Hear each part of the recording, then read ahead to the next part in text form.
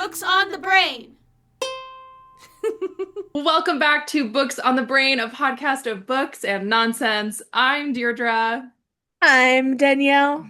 and we are back with a new episode and a very special guest. We are so excited to welcome back Cait Jacobs to the pod, also known as Cait's Books. And this time they are a debut author. Cait is not only a successful bookish creator, but now the author of the forthcoming novel, The Princess Knight, which comes out on October 14th. We can't wait to get into all things medieval on this episode, so you can get excited for the release along with us. Cait, welcome back to the pod. Hi, thank you guys for having me back. I have been so excited for this. When you said you would come back on, I literally was like, thank God. Thank goodness. Of course, no, I was so hyped when you reached out to me about this. Like so genuinely hyped. I feel like you're one of our day ones, you know? I know. Like, how long ago was it when I was on? Because was that your first season? It must have been season one. Must have been I think it was. 5 years ago. Can you believe that? Oh my God, that's weird. Isn't that weird? No, it is really weird to think about. So much has happened in 5 years. It's a little scary. It's a little scary. A little spooky. A little spooky. How's everybody doing this fine Friday? Hot. Hot. Same. It's hot. You guys are geographically very close, both hot. Yeah. I have a feeling we're in the same heat wave, probably. Yep. Yeah, no. And my AC decided to stop working. So we're coping. No. I'm in a It's room with raining no here. AC right now. I just have a fan. So it's raining. Yeah. Congratulations.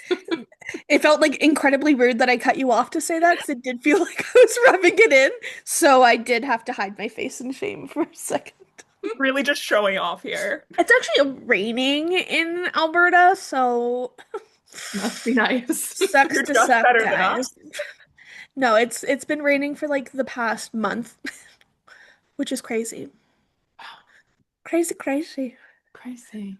Crazy, crazy. Well, Cait, I don't know if you're a Love Island person, but Deirdre and I have been making our way through Love Island. And by Deirdre and I mean Deirdre's through it, and I'm making my way through it. It's been a week since it finished, and I still haven't watched the last two episodes. Oh, I've been so busy with like 10 million other things that I've just been like, I know what happens. I'll get there when I get there. Are you a Love Island girly? I am not, but I think my For You page is trying to make me one. Because I keep seeing videos. Maybe though, I'm gonna blame it that I'm mutuals with you guys, and this is your fault that I'm seeing these videos. Fair. Probably. No, I keep seeing Love Island videos all the time. I don't know how the show works or who any of these people are, but I've seen a lot of out of context clips. And that is the show. That's all you need, really. Yeah. Yeah. I don't know that it makes much more sense in context than it does out of context. No. I was talking to my little sister today, and she was like, "Well, who do you think's gonna win?" And I was like, "You win this show? There's a winning there's aspect?" a money prize. I was like, "Huh?" I thought it was just a dating. That's confused me too.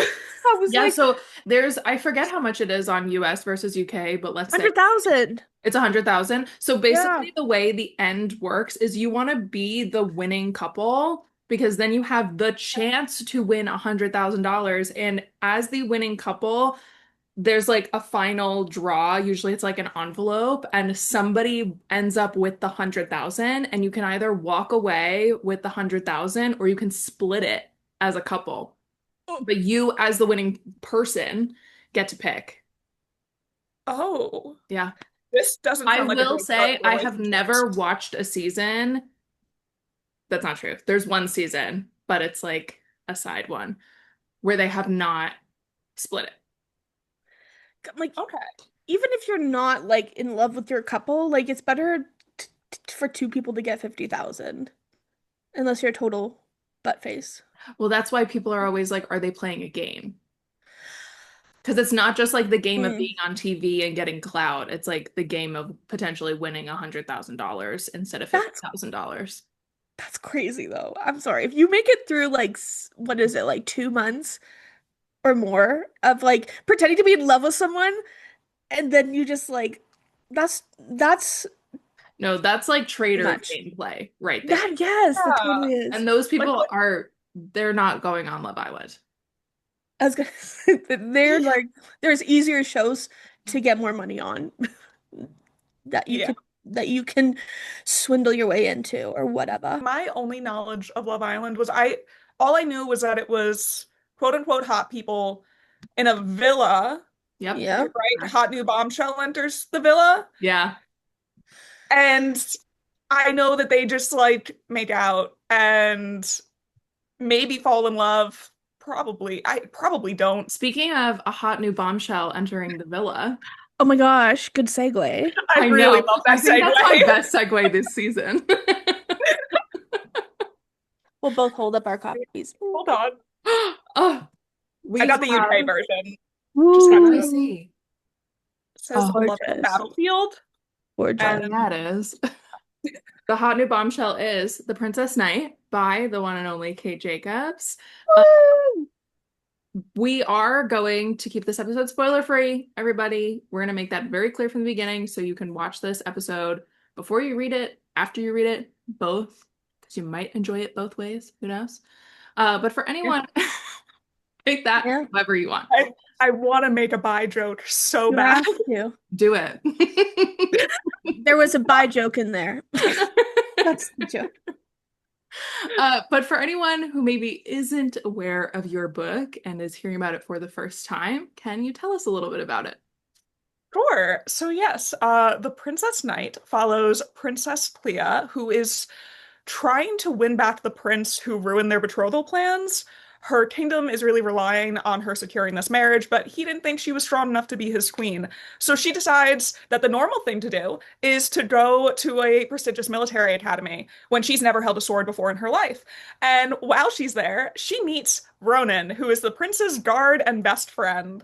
And Ronan is there because he really wants to win the approval of this general that saved his life when he was younger. And then Clea and Ronan spend some time together, and maybe they fall in love, maybe they don't, maybe they discover some threats to both of their kingdoms. And it's a fun time, hopefully. Also, there's Irish folklore. There Also, sure is. Also, I don't know how to like casually slide that into like my pitch, so it just goes as the afterthought. yeah. It works, you know?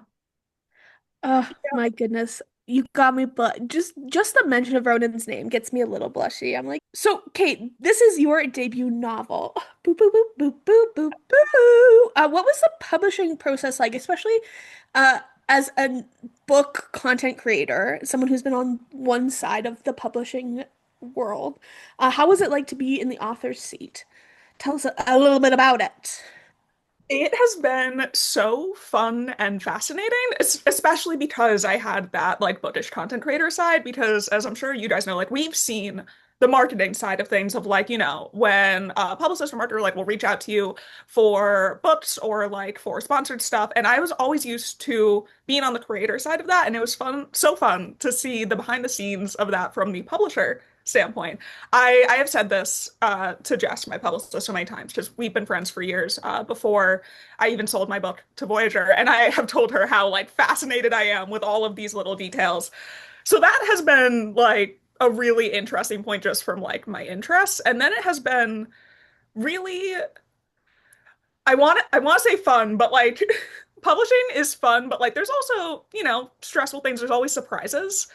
But I find it very interesting to be surprised during this because Mm. from being in the book community for so long, knowing authors, being able to interact with authors and people in publishing, you always think that like you know everything. And I probably would have been the first to say I didn't know everything, but there were still definitely more surprises than I expected when going through this, just with how many conversations there are behind the scenes about all different things, all of the small things that you kind of like take for granted from the reader or content creator side of like when the book is going on NetGalley and Edelweiss and what's being put on there and how like so many things from like the marketing standpoint. Again, I have a marketing brain, so this stuff fascinates me. Right. Uh, but then also like the editorial stuff that goes behind the scenes. I always knew how intense edits can be with books, but it's one thing to know it and then one thing to experience it. Hmm. Um, and cover conversations and what that's like, title conversations, all that stuff is all it was all very fascinating for me. I was absolutely in my element, just having the most fun time while the rest of my team like they're just doing their normal day to day and I'm just like sitting there like watching like with just a smile on my face. This actually kind of ties in one of our other questions too. Like, being like a prominent figure in the online bookish space and then coming to publishing a book, we've kind of seen a handful of creators that have been on that pipeline. Mhm. Can you talk about what that was like? Like, did your publisher kind of talk to you about that? Has there been any conversation online about that? And like, what has that been like for you, sort of having this dual experience? I think it gave me a lot of insight into publishing that Mm. I wouldn't have known otherwise. I had always wanted to be an author. This was always my biggest dream since I was in middle school. And because of that, I'm autistic. I like go down research rabbit holes and I want to know everything there is to know. But I think because I was a content creator first, it gave me access to areas that I otherwise wouldn't have known too much about. Mm. That really helped me be prepared for it. And also because I was a content creator and was in these bookish spaces beforehand, it's the whole reason how I got my publishing deal. I got it because the editor who acquired my book, I actually sold to the UK first. Oh, Um, wow. which if a lot of people tell you it's kind of backwards. Normally, authors will sell to the US first and then eventually sell in the UK and other regions. Oh. Mhm. But I sold in the UK first, and then and well, I say like first, but more of I had interest from the UK editor first, and then we Yeah. sold to the UK and US together. I see. But the UK was what was leading all of that. And the UK was my primary publisher at first. But the only reason that happened is because that editor had seen the videos I'd been posting online about the book as I was working on it. Oh. Okay. So I owe this book to my social media. Like the reason this book is getting out there is because of my social media and because of everyone who like has supported me along the way with that. This wouldn't have happened without the amazing community on there. So I think it's really helped in that sense. And then like the other facet of this is also like the switch from being primarily a reader content creator to Mm. now being an author. And then you often have conversations about reader spaces and Mhm. respecting those boundaries as an author. Yeah. And that has been, I think, currently like the most important thing to me and the most fascinating thing that trying to figure out where those lines are. I mean, as you guys know, I'm mutuals with a lot of readers and content creators, but then also trying to be like, I want them not to feel pressured to like my book. Like if they get Ah, it, I don't want them to be like, oh, Cait will be upset if I don't like it because I won't. well, and But you've like, been in that place before, you know? I feel like the three of us have been in that spot at least one point or another where you get a book from someone you're mutuals with and you're like, "Oh, I really hope I don't hate this one." yeah, like that anxiety of like, oh God. Yeah. But that definitely has Well, like crossed my mind of like whenever like I like have people who I know who are reading, I'm always just like, you are allowed to hate it and you are allowed to be loud about how much you hate it. Like I really want to reiterate that so people are just 100% comfortable with that. And then like also knowing like what content to interact with and how to interact. Like I totally take Victoria Aveyard's like vampire rules of like I interact when I'm invited in when someone tags me. yeah. But like figuring that out has always been fascinating and it's just been a very interesting road and an interesting balance. Right. And I'm sure because people love to tag the hate stuff too, you know? Yes. So it's like, dip a toe, do a temperature check. Yeah. I have to be so careful when checking the stuff I'm tagged in because I'm just like, will I be happy reading this or will I not? Like, do I want to know how badly? Timeline. Fine line. But I feel like you have often sort of talked about this like reader space Yeah. online. And I really commend you for like one, not having to double back and like being able to like stick to your guns and be like, no, no, no, like what I was saying before, I still stand by now. Yeah. I think honestly, it kind of helped me to have that experience as a reader where like I know how I wanted to be treated, Right. that like I'm able to be like, okay, do unto others how I like. I can't remember the words to that phrase. Yeah, yeah, yeah. Words are my job. Anyways, But words are uh, hard. Words it's are hard. so hard. But no, so like I think that kind of helped me to have like that good mindset of I could think of like when I was a blogger, I've had some awkward experiences with authors, and I know that I do not want to do that to anyone else. So that's really helped guide how I've been going forward with all of this. And it like sets a nice precedent for other authors moving forward of being like, hey, someone can do it. Someone can like navigate this space well without offending people, without like making people feel pressured into giving a specific Mhm. star rating or whatever. Right. But like I think we've all gotten emails from people being like, "Ooh, this just doesn't feel like the vibe maybe," or Mhm. like this Yeah. feels like asking me to question my integrity as a reviewer. So I think it's awesome that you're setting a really great precedent, and I think that precedent can only be set by someone who has both sides of the equation. You're like, I know what it's like to be the content creator. Now I know what it's like to be the author. This is how both of those perspectives work together. Yeah. Thanks, I think that definitely helped me a lot. We both finished The Princess tonight, and we both have been dying to talk about it. So we're going to kind of move a little bit more into some bookish questions. Um, First, tell us a little bit about the research process for the book, specifically about the Irish folklore. Uh, like, what was that process like? Why such the emphasis? Like, what was your train of thought there? And why do you think readers will be excited to read the folklore? So yeah, that was one of my favorite parts of the entire process. As we mentioned, I'm autistic. I love to research. And I specifically have loved to research Irish folklore before I ever started working on this book. I'm Irish American and on both sides of my family, but for most of my life, I've only had one living grandparent, who's my grandmother, and she loves Ireland as much as me. Um, and so I grew up always talking with her about Ireland. She would tell us about our family there, about, the family farm, all this different stuff she would talk to me about when I was growing up. And we would always talk about Irish history and then a little bit about Irish folklore. And then me being the Greek mythology nerd that I was in elementary school, I wanted to learn more about that. So I would start to dive in a little bit more. And every night, my grandma and I would have a phone call for like majority of like high school into college. And during those phone calls, I would often sometimes tell her about some of the stuff that I was reading about and the different things that I was discovering, because she wasn't as clued into the folklore aspect of Irish culture. So it was always fun. Like I would tell her things and then she would be like, "Oh, I remember my parents bringing up this and this." And sometimes it would help bring back some fun memories for her.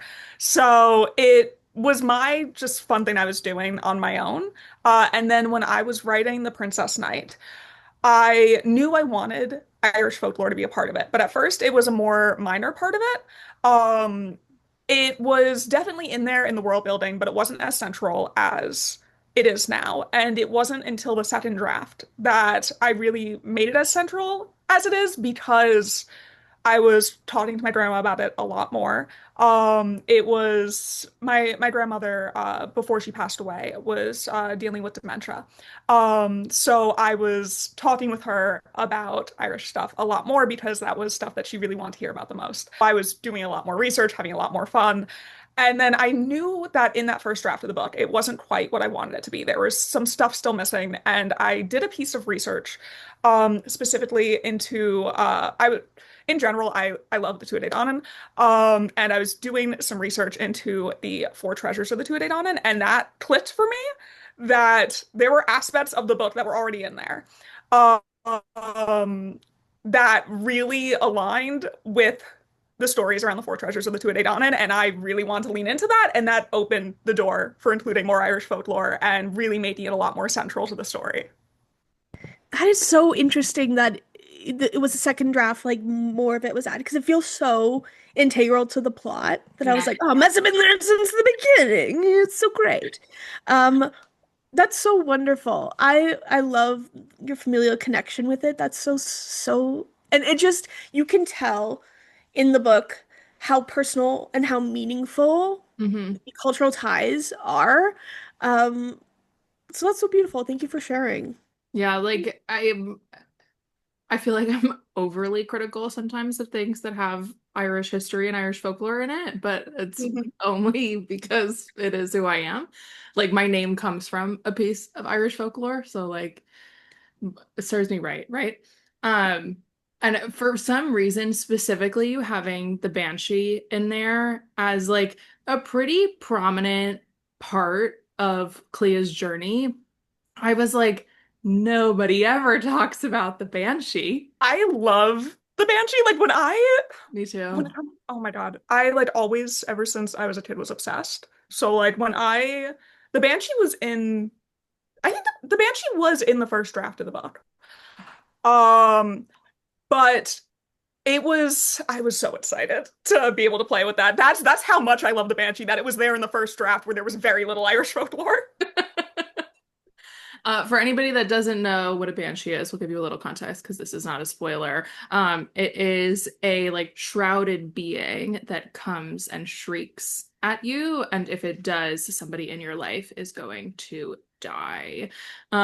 Which I think me being so fascinated by the banshee from such a young age really should clue me into the fact that I do really like dark fantasy and darker folklore. Like, hello. No, I'm the same way. I would as a child watch documentaries Mm. about it. No. And that really should have been my like first clue into my interest here. Right. Yeah. I think that shaped me into who I am.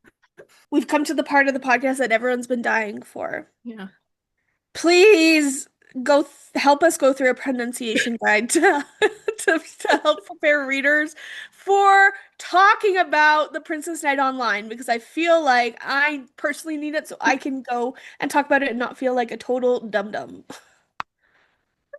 All right, no problem. I prepared for this. I have an Irish tutor, and I long before all this, I actually sat down with her and I made one of our entire like lessons just her going through everything. I'm like, I need to make sure we have like the proper pronunciation and also how to write it down phonetically so I can like share it to people.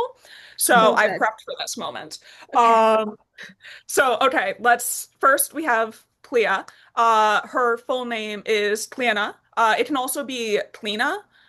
This is the fun thing with Irish is that there's different dialects. So there are multiple correct ways to pronounce certain things. I created an official pronunciation guide where I used different pronunciations from different dialects. I didn't purposely want to stick to one dialect. However, my mindset is if like anyone knows another dialect's version that's not the one I put on the pronunciation guide, it's still a correct way to pronounce it. That said, I'm gonna say the ways that we have on the official guide. So yeah, Cliona Finan, Ronan O'Fwalin. I have to remember characters now. Prince Donal, Donal Loughlin. Then we have Neve Morrigan, Saray Grania, Cian Horgan, General Cordeslane, Chief O'Connor. I got They, O'Connor. O'Connor, I got. I'm trying to remember who else is important. Murphy is Murphy, but Murphy is a Dork who. Um, and then it takes place on the continent of Inishmian, and the major kingdoms, like the major players, are Allendor, Stralka, Tinalon. Then you also have Elanster and Lyrikruk. I'm not forgetting my own kingdom names. Nice. And they go to school at Tashlin Costa. Well done. Wow. I prepared for this moment. You did And I it. bet you're gonna have to do it 10 million times from this And day forward. Oh yeah, I'm getting ready for that. we have these buttons that I use in my classroom that like I don't know if you've ever seen it, but like they're you can it's kind of like the staples like that was easy buttons, but you can like put your own saying. So like I'll do for phonics like B banana ba. But you could just do all of the names in your book and just hit the button and There just we let it go. go forever. Just have it at the ready. Like anytime I do like an event or something, just start with hitting that button. Right. So We're good. gonna play a I listening game first, everybody. Yeah. Everybody listen up. This is important. That's so funny. Well, Oh. thank you for taking us through there. Now nobody has a reason to say them wrong. We respect people's names in this house. So thank you for doing that service for us. We appreciate it. Yeah. Thank you for giving me the opportunity to like actually say it out loud too, because I feel like me having it written down does not help a lot of the time. I'm like, Yeah. even like to hear you say them, I'm like, oh, that's so beautiful. In my head, I was like, that's not how I was saying it in my head at all. I'm like, that's a beautiful name. That's much better than what I came up with. I So just like the thank you. entire time I was reading it, I was like, I know a handful of the rules for pronunciation in Irish, Gaelic. Um, and so I would be like, okay, those two letters together make a V sound. So this is this and this is this. But I knew I was missing so many of them. I was like, oh, I'll wait for Kate. I was wondering as a fun little like midway activity. I love an activity. If you could give us a song for each, like a theme song for each of your characters, not all of them. I'd say like pick four. Okay, I think I know which four I'd pick, so it Okay. works. Okay, Um, perfect. okay, so for Clea, I I am torn between like if we're going like sad Clea energy, Mirror Ball. Oh, If we're going happy Clea energy, Bejeweled. oh, Um, so good. both Clea would be a Swiftie. So Yeah. for Ronan, Rat by Penelope Scott. Um, I also like as my other Ronan option is The Horror in the Wild by The Amazing Devil because I am legally obligated to mention The Amazing Devil anytime I mention music. Um, and then if we're going to go Donal, Making the Bed by Olivia Rodrigo. Uh, Oh, Good sorry. choice. Sad dramatic boy who causes all of his own problems. And Oh, for Mhm. real. and then for Neve, I think Neve, there's a lot of options for her. I honestly feel like she'd be a big Paramore fan, but Love. I want to say A Bug's Life by Chase Petra. Okay. Ooh. Good choices. I Ooh. have thought about that way too, like all of those I've thought about way too much in advance. So like I had those ready. Like good. I I was She's mean, waiting not for con the opportunity. a huge cornerstone of the beginning of your content was fitting song lyrics to books, so it does not surprise me. That, I didn't even think of that. But yeah, no, this is just kind of what I do. You're welcome. I paid way too much attention to what my friends do on the internet. Uh-oh. Um, Okay, okay. I've done so many Amazing. regrettable things on the internet. Oh God. I wasn't gonna bring up kissing the coronavirus, but I knew that would come up somewhere in this. What? it actually wasn't supposed to, but here we are. I did this to myself, a self-fulfilling prophecy. Very organically just came up for Yeah. some reason. Diving back in, what was it like publishing slash writing a fantasy romance when the genre feels so popular online right now? Did you feel any added pressure? Has there been anything on the publishing side you weren't expecting to face with this genre? I'd love for you to talk about that a little bit. Yeah, so I definitely feel like it was definitely in my mind. When I wrote the book, it was in 2018. So luckily that was pre-romantasy boom. Mhm. That said, it was like YA fantasy was everywhere, and that's what I originally wrote it to be. Okay. But I had no hopes of ever publishing it, so there was no pressure in my brain. Um, That said, when edits started to happen, that was when romantasy was very big. And there was some pressure in me of being like, I want to make sure this book is like romantasy was getting so big. I sold the book in 2022 and romantasy Okay. was started like it was really starting to everywhere. And I was so anxious. I'm like, oh God, by the time this book gets out here, will romantasy like will people still like fantasy? And to be fair, with every genre, like fantasy's evergreen. There will always be people liking fantasy. Right. But I definitely would have felt bad if I missed the big romantasy buzz. I do think though it did impact a little bit in my editing process because originally the romance was very small. Oh. The Mm. romance was very, very small. Now, I think this was even before I sold it to the publisher when I did my second draft. It was part romantasy and romance was very popular, but I think it was also part I'm a romantic at heart and I just wanted it to be bigger. Mhm. But then definitely during edits, I kept that in mind a little bit. Okay. It's a fun balance of like trying not to write to the market, but also you have to acknowledge that the market is kind of important. So I was trying to find that balance of still being true to my original vision of this book, while also acknowledging that my vision can change, but also making sure my vision doesn't change to meet other people's desires, and it should only change for my desires. And I'm a people pleaser, so that was a challenge. Yeah, that's a lot to juggle. Yeah. Yeah, but I'm in all, I think what it ended up being is what I wanted it to be. It is in line with my original vision, even from like 2018 when the romance was very minor. Um, but it definitely was something that I had to balance, especially when you consider like romantasy, spice is everything. And that was a thing where I did kind of have to be like, that's where I'm not budging. I went to Catholic school and it failed in every aspect except for the fact that I don't think I could sit down and write a sex scene. Um,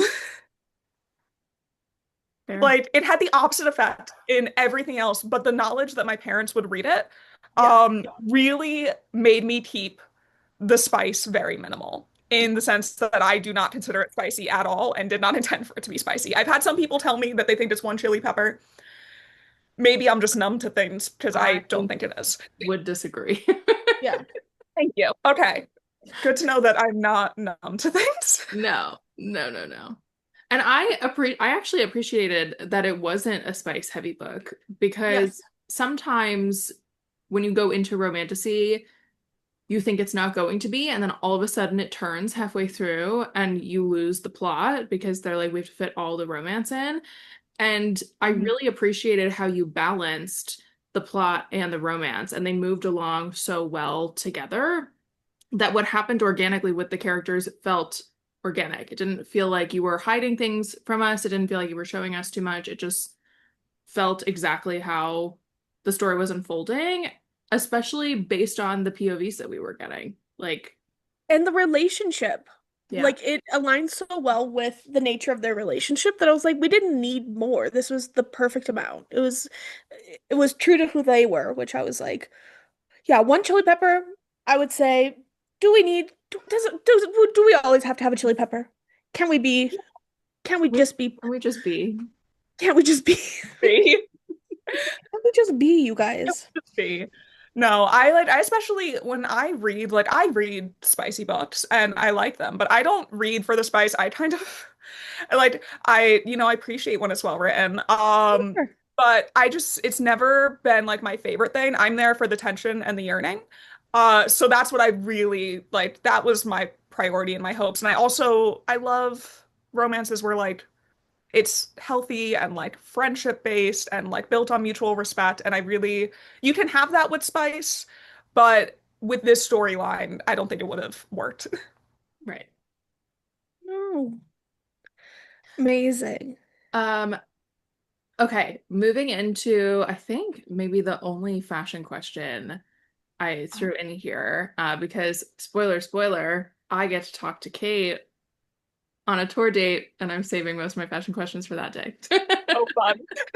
Um, there obviously had to be something to commemorate people graduating from the academy, right?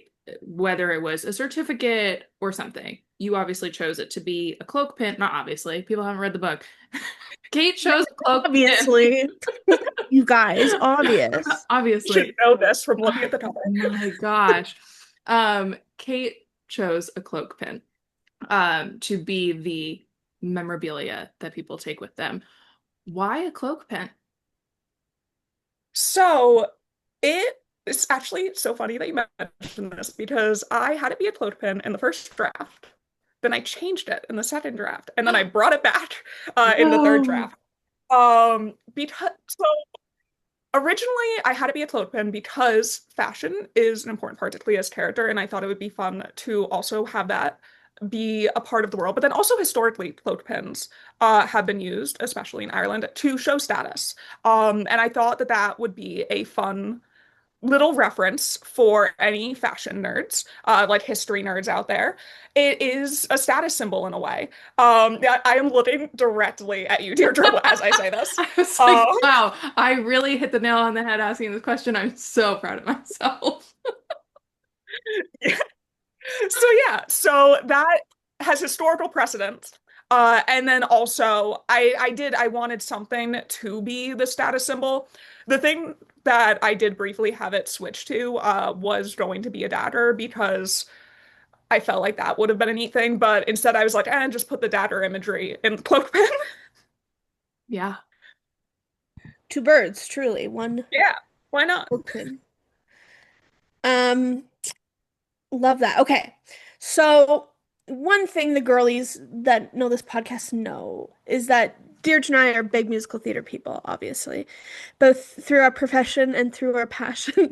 Um, and for those of you who do not know, there is arguably the best written uh, musical theater production of all time is Legally Blonde.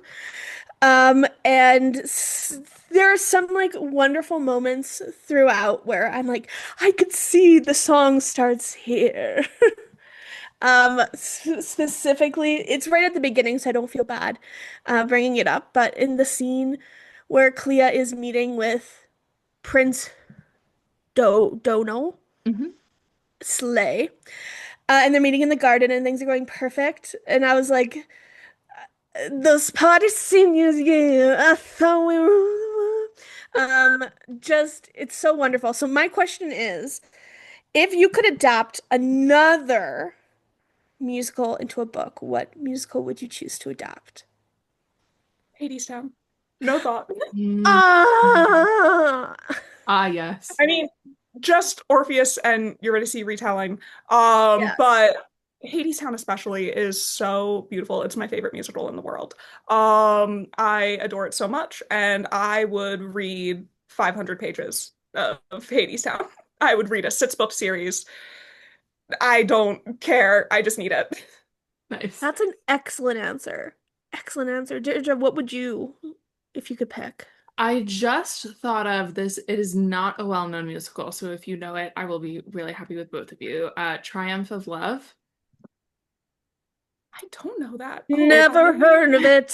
It's a really small show. It's not widely known in musical theater canon, but it is a like 1800s no, not 1800s, 1700s, like just at the end of the 18th century story about a princess that goes undercover as a boy and like a brother and sister who are fighting, and it's like all of these like people trying to be people that they're not, and it's like very hijinksy and fun, and it's a total comedy. It is also very fashion forward. There's this whole part at the end where the one of the main characters puts on this like giant wig and dress and comes out to try and like win over somebody, and it's this giant comedic beat right at the end of the show. And yeah, I feel like it's one of those shows where you could like pick out a handful of the beats and sort of write a new story based on it. that Ooh. sounds so fun. It's That really does fun. sound fun. Yeah, That sounds it had amazing. Betty Buckley in it, and and a very short little stint. Amazing. Yeah, This sounds amazing. it's a good one for anybody that's looking for a new musical to Yeah, look check it out. into. Check it out. Flying off the shelves.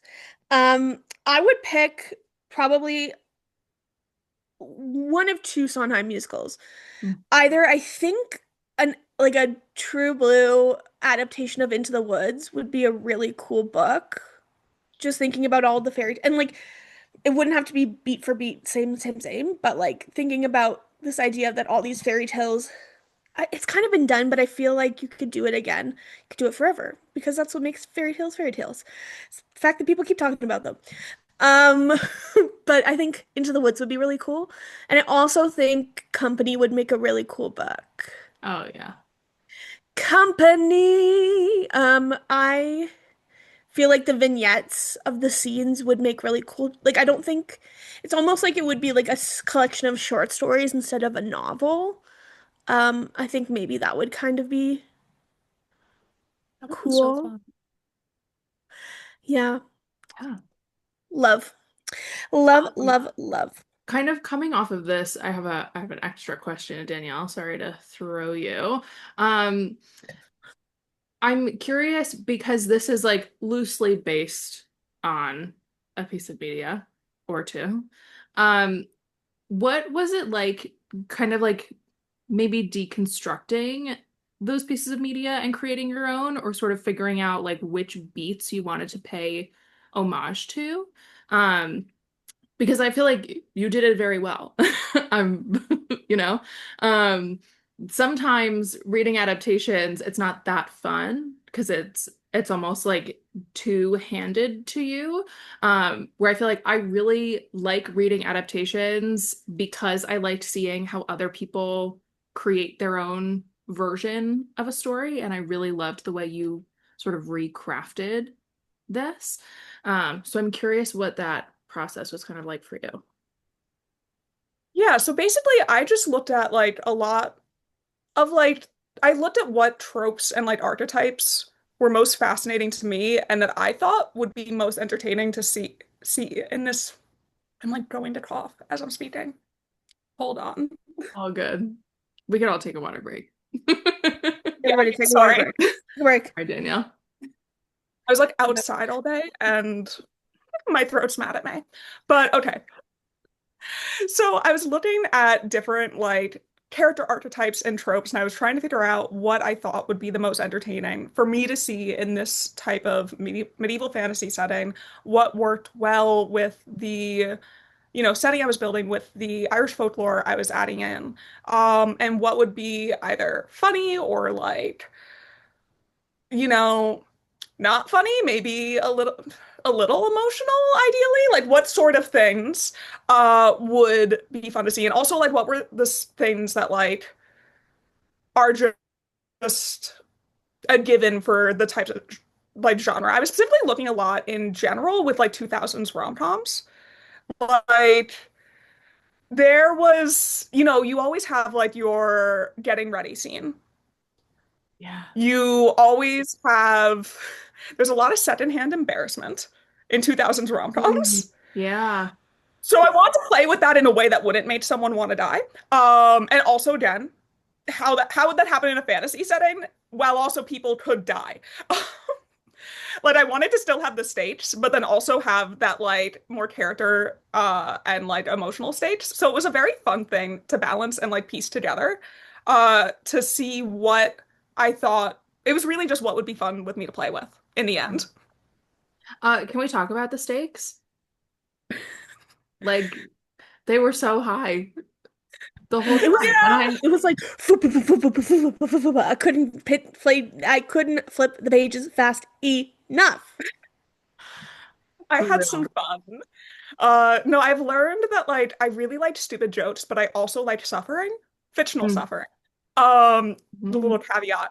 Uh, and I learned that as I was writing it. I liked when I first set out to write this book, I was mostly like the idea started as like stupid joke forward, but then like I was like, wait, I'm really enjoying the suffering, and that just kept coming. I was like, let's like raise the stakes more. Let's have betrayal. Let's have, being as like vague as possible. Let's have a war. And I it love was it was fun for me. What was the scene that was the most like spoiler free, but like was there a scene that you wrote that was so heartbreaking that you were like, I can't believe I'm doing it to him. So there was no scene that I felt guilty or bad for. Icon. So iconic. Because there's a couple that I was like There was tearing definitely up. there is one particular scene where I felt a lot of joy that I think readers might not. So funny. It's a specific death. I think I know And which one you're talking about because it has an incredibly iconic line that I cannot wait for readers to read because I'm like, if we're thinking about the same one, because I don't want to probably spoil. it's the one, all I'll say here is Forest. Hmm. I think then yes. It's Forest Green Cloak. Yeah. Yes. I Yeah. had a lot of fun with that one. That was my Um, I favorite could scene. tell. I was having a great time, guys. and we love you for it. We love that for you, and we love you for it. Yeah. Um, Speaking of, is there any part, like you kind of answered it, but is there any other part that you're looking forward to readers enjoying? Any like favorite parts that you're like, oh, I can't wait for them to read this scene or whatever? I mean, like, yeah, that is definitely one of them. I really liked that scene. I really, actually, a couple chapters before that, yeah, a couple chapters before that, like, there's a big, like, romance scene that's fun. I think people might like that. Um, I had fun writing that. There's actually, no, there's one specific romance scene even earlier than that. I'll just say gift giving. The gift Oh, giving scene I really liked. And I think that's like a cute, fun one. That's one that, That's probably hopefully one will of my favorites. I just like that's my standard for men now. Yeah. yeah, bare minimum. Come on. Did you Okay. have a favorite scene that you're excited for fellow readers to read? Oh my God. Can I say the whole book? You can. I need to like I don't know if you guys do this when you film. Sometimes I just have to hold it in my hand to like get my words together about it. Yes. Um, No, I do that all the time. a scene that I'm excited for them to read. It Oh, and it's not surprising. It's between, and I know I'm gonna mispronounce her name, the tailor. Sarai. Saray. It's between Saray and Clea. Um, after the second test, and they're Okay. like downstairs, Yes, um, yes, yes, yes, yes, playing yes. with some fabrics. So And good. that seeing like the then culmination of what happens after that scene, Iconic. I was very, very happy. Iconic. I cannot wait for Glad you readers. like that. It's so It's good. genius. And we just filmed an episode. It actually came out the week that we are recording this, where I in our PowerPoint episode, I talked about how to do um storytelling through clothes for the writer. And I'm about to add your book to this PowerPoint that may never see the light of day ever again. Um, because the way that you so seamlessly are able to just have them wearing clothes and interacting with clothes, but it is so intrinsically part of the storytelling. It's part of their characters. Like I think about Donal's armor and how it's spotless. Yeah. The like leather that's on Ronan's sword. Like there's all these little things that you've given to all the characters and not just Clea and Saray, who are our like fabric people. Yeah, I really loved just like how pun intended, woven the fabric was into the story. No, that was something I had a lot of fun doing. You should. It makes such a difference when you can tell that the little things matter to authors because you're like, everything's a little surprise and I can turn over this little rock and I'm like, it all Um, matters in the end. This is so fun. I find it fun anyway. What about you, Danielle? Favorite scene? I have I have a favorite scene and then I have a favorite thing that I think audience will be really excited. My favorite thing is just how diverse the book is, how much representation there is in the book. There's um, disability representation, there's neurodivergent representation, if I'm assuming correctly. If Yes. if the clues were cluing correctly, then I believe there is neurodivergent representation in this book, as well as some gender diversity, which is so wonderful. I was just like, and it's not even like it's just so well woven into the story that you're like, oh, yeah, look at this, and nobody gets magically fixed at the end. Yeah. Yay! Which leads me Hmm. to my favorite part that I think I'm excited for readers to read the epilogue. The epilogue got me good. The epilogue was really sweet. Um, yeah, gift I giving, gift giving, giving gifts, gift giving. It's mhm. one of my love languages. It's one of my love languages. I love that bit in the epilogue. That was a fun thing for me and me alone. And so I'm glad that that's appreciated. I also realized there's one other thing that I'm looking forward that I hope people enjoy. That was something that I enjoyed. Do tell. Um, and that is trying to figure out how to say this vaguely. Ocean, swimming, blood. I know exactly what you're talking about. It had Yes. me, I love when a like bloody scene has me grinning. It makes me Me so too. happy. It was so fun. That was another just moment of like indulgence on my part. This book is just so many things. This book really existed to give me like serotonin and joy. Um, and that was one of those things where I was just like, this would really make me smile. Well, Which for anyone who Congratulations. hasn't You read, succeeded in making your readers smile also. yes. At least these two readers. I'm now going to, that just sounds so weird though with what I was saying before with ocean and like blood. With me saying made me smile. I promise it'll make sense when you read it. No one clip this. Nobody clip this out of context, please. Cut to me clipping this out of context for socials. What? We would never. Oh, No. no. Uh, well, Cait, we are so incredibly excited for you and your debut novel. If you have not already pre-ordered The Princess Knight, what the heck are you doing? Buy it in Buy store. it in some form or request it from your local library. Woo! Yes, exactly. So what's everybody currently reading? Oh, this feels like a farce. I know. It's the part of the episode we've been putting off the longest. Feels like a farce because before we started, we were all like, "What are we reading?"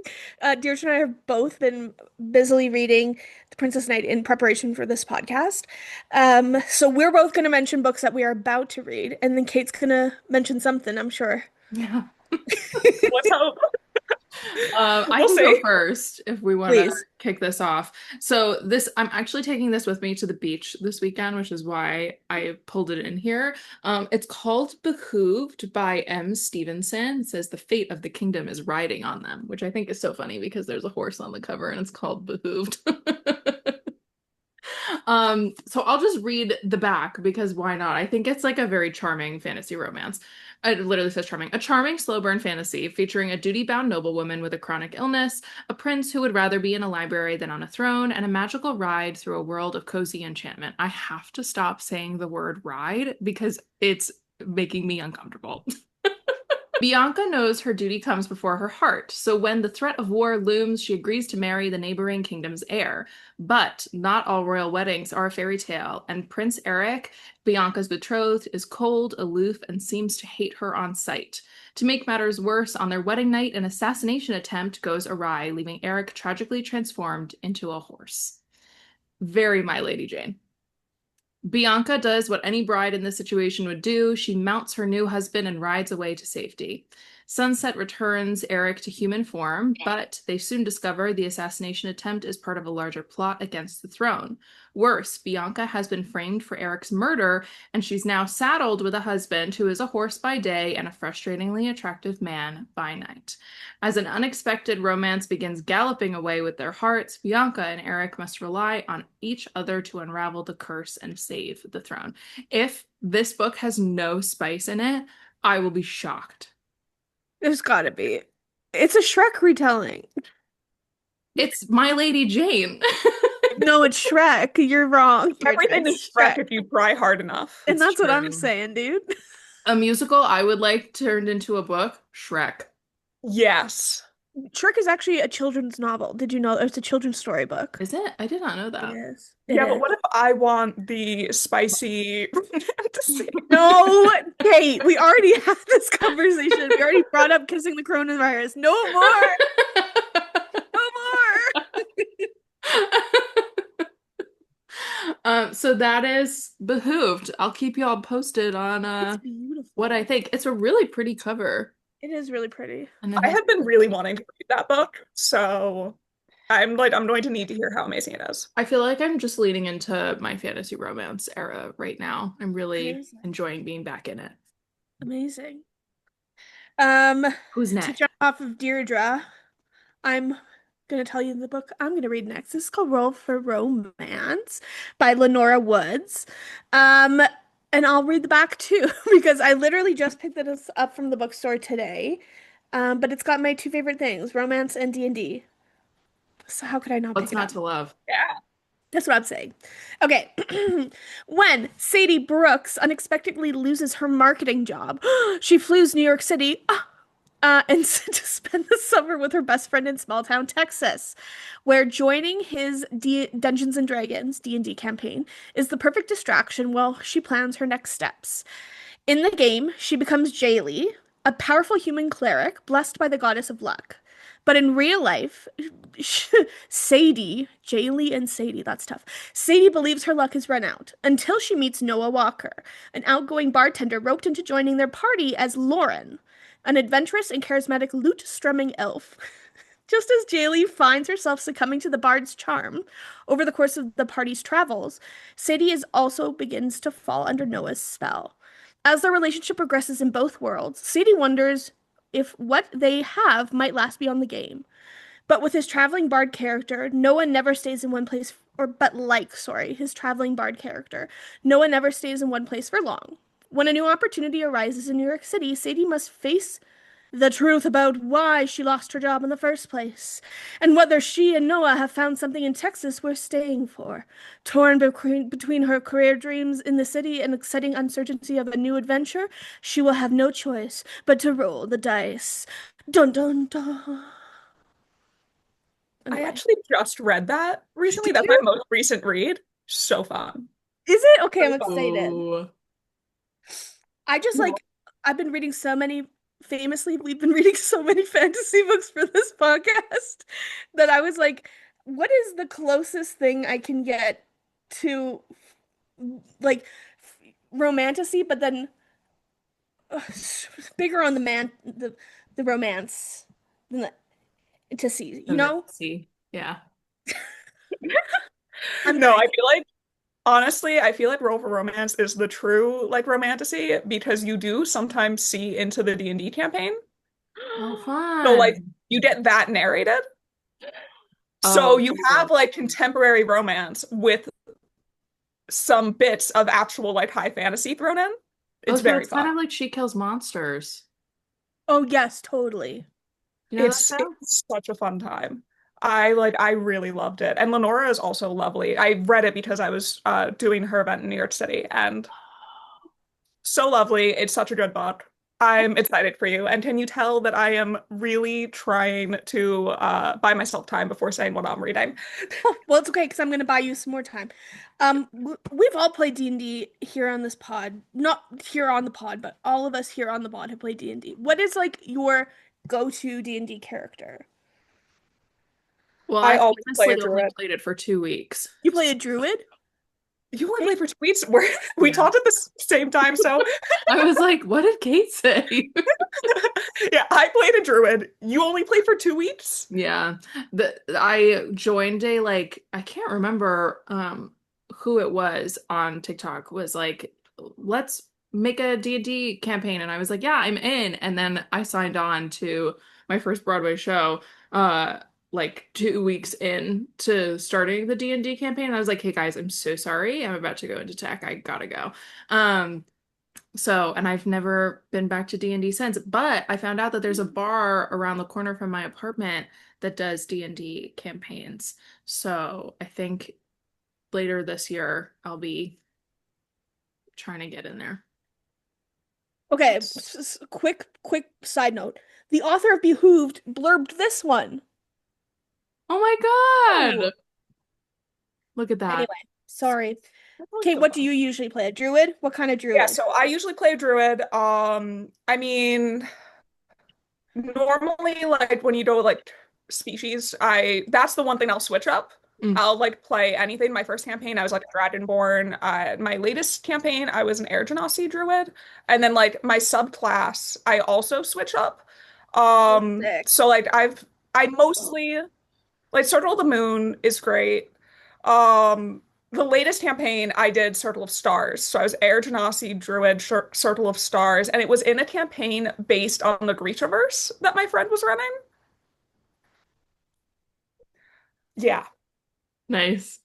it was great. Also, like this is really just goes to show like with the group of friends who were playing it, there were a couple of people who hadn't even read any Grishaverse books. That said, they like the DM did like root it directly in the Grishaverse and had like the crows in it. And Nice. my character became the protege of Casbrecker. Oh, So I win. Yeah, iconic. you win. You do win. That's actually how you win D&D. And I'm really bitter that everyone else had careers and schedules. And that campaign ended up kind of fizzling out after a while. Oh no. You hate to see it. I'm I to this day I still message that group chat and I'm like, hey guys, like let's get another Any session in. any Let's chance? Any go. chance this can happen? Please, I will make my schedule free. I don't care. Honestly, more often than not, I DM. I do a lot of DMing, which I love. Um, famously, I'll say famously because famously amongst my friend group, I DM'd a campaign, a Call of Cthulhu campaign where they were all Girl Scouts at like a sleepaway Girl Scout camp. And there's all these like eldritch characters, monsters coming from the sky. It was crazy. It was really fun. Um, we never got to finish that one though, and I feel like it's a waste because I'm like, this is a really cool world. I made a really cool thing, and no one gets to know the ending. Um, but character-wise, I play barbarians. I just think they're so funny. I usually play like incredibly hyper feminine barbarian characters. Like my one that I love, her name is Lady. Her name is The Lady, is her name. And she wears pink Juicy Couture velour tracksuits. Hell yeah. And she for a big part of the campaign, they were pretending one of the party members had passed away, but was actually a changeling. So they had just changed into a different form. But Lady stole a like mourning veil from someone's home and just wore that on top of her like Juicy Couture velour tracksuit. And my DM was so sick. I was like, Lady wants to get a belly button piercing. Can I get like inspiration or something? She was like, so each of the belly button rings, if I put them in, could do different things. I was like, I love this game. I love this game. We never got to finish that one either. That's like the curse of D&D. I was like, we never got to finish this one. If you light a campaign, it will never be finished. Like all of a sudden you only have like a few months before everyone's schedule is too busy. It really is a curse. It is, but that was a beautiful, beautiful time extender. How are you feeling, Kate? You ready to tell us what book you're Oh reading? God. Listen, I just I'm deciding honesty is the best policy. Okay. Um in the sense that I've really only been reading fan fiction. Uh Real. And to tell everyone what I told you guys before, there's a reason for it. It's because I've been drafting, and when I draft, I feel awkward trying to read other things that are usually in the same genre that I'm drafting. And Right now, my brain is craving fantasy, but I'm drafting fantasy, so fan fiction it is. Uh, it's the only way to cope. That said, the book I am hoping to read next is Cruel is the Light, by Sophie Clark. It is a Ooh. YA romantasy. It's basically a alternate history, like fantasy version of the Vatican. Yeah, and it's enemies to lovers, I believe also like fake engagement. And it is there's a war between demons, and for some reason, this is what I was doing when we were buying time, is trying to remember this word. The word when you get the ghost out of someone. Exorcism. Oh, exercise? Yes, exorcist. Thank you. So, yeah, a war between demons and exorcists. And the two main characters, one is, I believe, an orphan foot soldier, and the other is an exorcist. And yeah, enemies to lovers, fake engagement, I'm pretty sure. I haven't read it yet, but that's what I've heard. I'm friends with Sophie. I should ask her before I start pitching her book with things that might not be true. That's But that okay. said, it's a debut. It just came out. It's the first book in a series. I have been dying for this book. I've read like snippets from Sophie in the past, and her writing is so good. And I just know this is going to take over my mind, and I won't be able to think of anything else once I read it. Oh, it sounds so good. It sounds the hearing it's like the Vatican, but enemies to lovers was a little bit of a like I had to like wrap my brain around that for a second. But it sounds pretty freaking I was cool, to like, be honest. give it to me. I want it. Huh. Why do I want to read that so much? Hmm. Before we go, Kate, can we ask what the future of The Princess Knight holds? Are there potentially more books in your wildest dreams of the future? So in my wildest dreams, I purposely left doors open to go back into the world. I would love for that to happen, but I can make no promises. There's no guarantees. Nothing is known at the moment. But I would really love that. That said, right now I'm actually working on non-Princess Knight related stuff. Mhm. Um, yeah, this book has been killing me for the past year and a half. But we're working on it. Exciting. Can't wait to hear more. Mm. So to wrap things up, Kate's book, The Princess Knight, comes out October 14th. Is that the worldwide date that it comes out? That is US. UK will be October 23rd. You heard it here first, folks. Probably not first. Please go pick up The Princess Knight. You also, if you're listening, if this episode comes out early enough, you might be able to catch Kate on tour. Mhm. It's a US only tour right now, correct? Yes. Yeah. Great. If this comes out in time, you could even come see me and Kate in New York at the very first tour stop on October 14th. We would love to see you there. If this episode comes out after, and we did see you there, it was nice to see you. Yes. And also, if it comes out before and you think you can come, wear your medieval best. We were talking about this before. Yeah. Like, this this is your excuse. And We are now giving is you the the excuse. You time. don't have to, but it was I know fun. you all have corsets hiding in your Yeah. closets. Pull them We out. all do. Pull them out. Pull them out, girl. Pull them out. This thing. This is the time. Kate, if they are not already following you on the interwebs, which we would be shocked since this is your second time on the pod, they've had so much time to find you. Where can they find you? Yeah, so they can find me on pretty much all social media platforms. I'm distracted by the cat, Precious. Oh my Sorry. gosh. So yeah, they can find me. No, Quietest that me at was the the best. microphone. I was like, Um, Walnut girl, come on. Come on, Oh, girl. precious, adorable. So yeah, they can find me cutest thing. I love cats so much, but I've realized I might be allergic. And Oh, I am it's allergic. I'm allergic. I have to take like 2 buffers a day. But it's worth it. always worth it. So yeah. Anyways, you can find me on pretty much any social media platform at Cait's Books. That's CAITS Books. I'm primarily posting on TikTok and Instagram, though. I won't lie. I try on other places. It's just not a guarantee. And that's okay. That's fair. If you made it to the end of this very special bonus episode, because shocker, this is a bonus episode coming out in the fall after our season has wrapped, you should head over to our Instagram, or if you're watching on YouTube, you should leave a comment of the crown emoji and the sword emoji to let us know that you made it to the end of this episode. You could also go ahead and leave us who your favorite character is in the book or your favorite moment in the book. Did you clock what we were all talking about when we were talking about those things? Let us know. You could also, if you're going to follow us, we are at Books on the Brain Pod on Instagram. You can also follow us on YouTube, Spotify, anywhere that you listen to your podcasts. Please make sure that you rate, review, and subscribe. You can hit that notification bell, do all the things. It really helps us out. You could also follow us on our own platforms. I'm at Deirdre Rose Morgan on Instagram, TikTok, YouTube, and Bindery. And I'm DJ Books on TikTok, Instagram, and Threads sometimes. Thank you so much for listening. We will chat to you in the next one. Bye. Bye.